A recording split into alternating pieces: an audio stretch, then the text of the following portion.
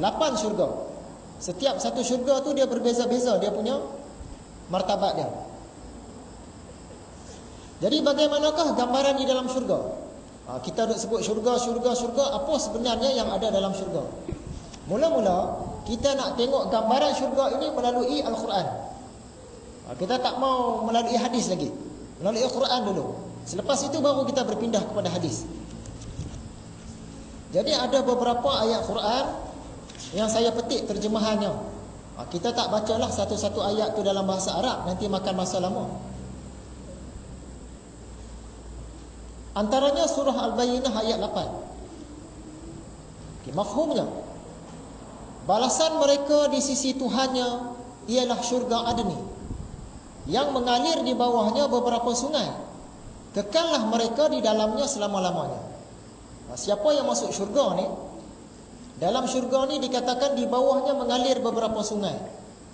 Maksudnya dalam syurga ni ada sungai. Bukan syurga tu duduk atas air dah. Ini bahasa Arab.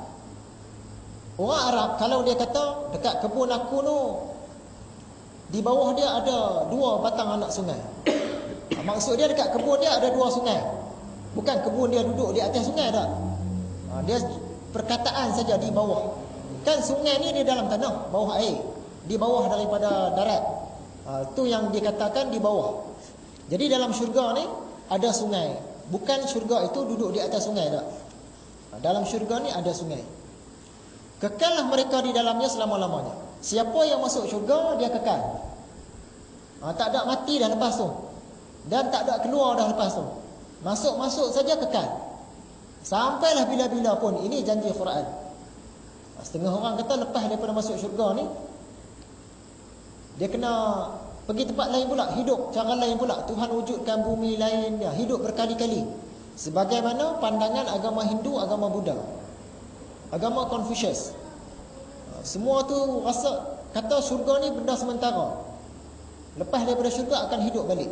Tapi kalau ikut agama Islam, masuk saja syurga kekal lah. Tak pergi mana-mana dah. Kalau masuk neraka, ada yang kekal, ada yang tidak. Ada orang masuk neraka kekal. Ada pula orang masuk neraka, dia bakar dulu, jalani hukuman, lepas itu dia boleh masuk dalam syurga. Ada jenis macam itu.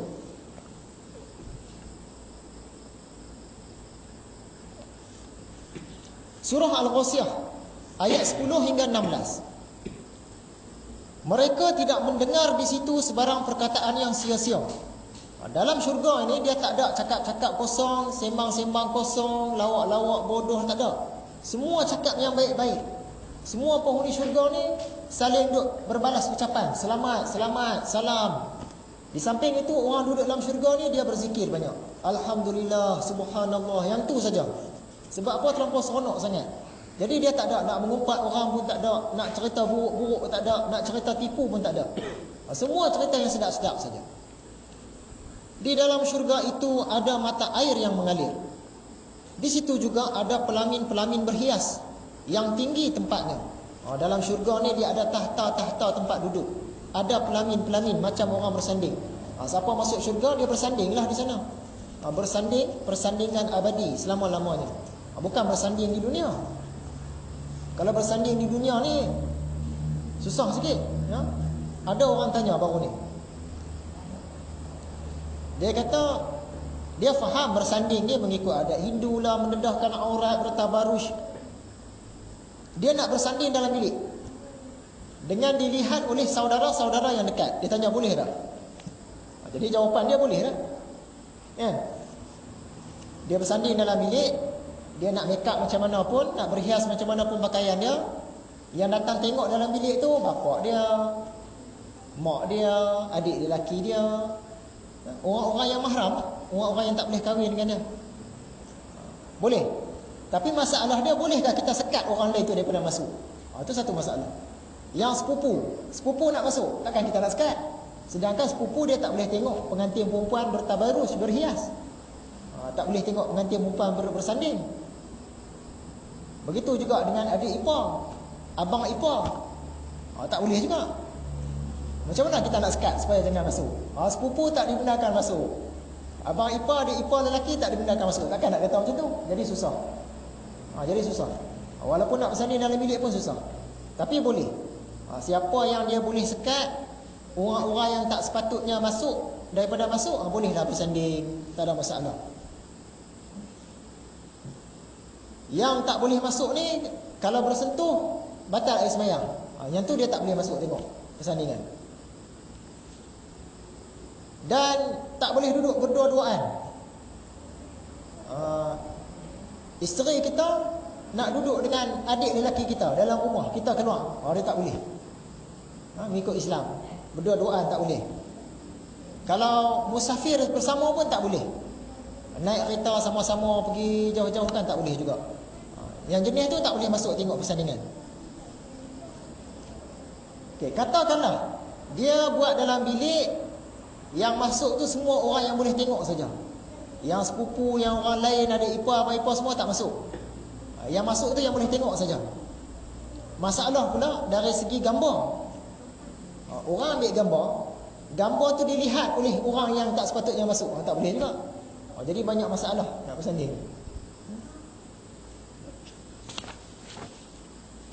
Jadi kalau kita masuk dalam syurga, bersandinglah puas-puas. Sebab dinyatakan dalam Quran di syurga itu memang ada pelamin-pelamin. Duduklah pelamin-pelamin yang tinggi. Dan piala-piala minuman disediakan untuk mereka. Ada pula cawan-cawan.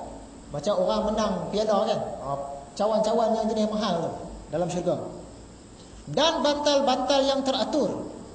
Ada pelamin, ada cawan-cawan, ada pula bantal-bantal. Serta hamparan-hamparan yang terbentang. Ada tika, ada permaidani, ada kapet dia dalam syurga.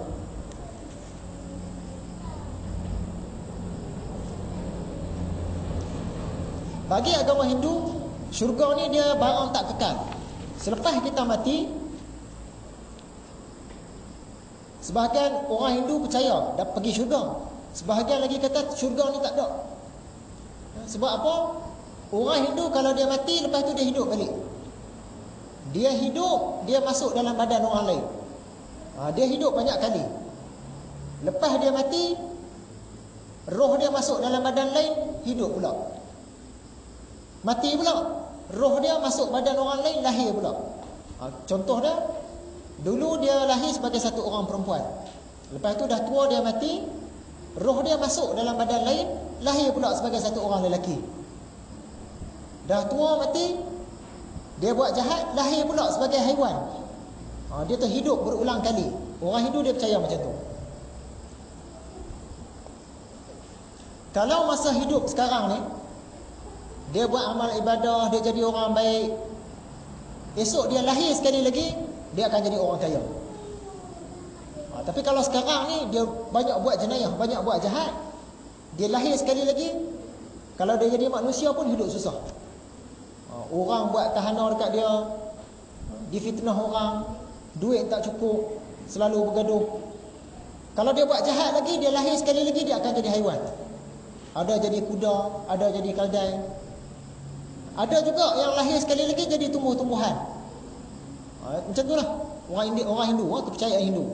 Tapi kalau ikut agama Islam, dah mati tu matilah, hidup di akhirat saja. Dia tak hidup sekali lagi lah. Dia tak ada dua kehidupan.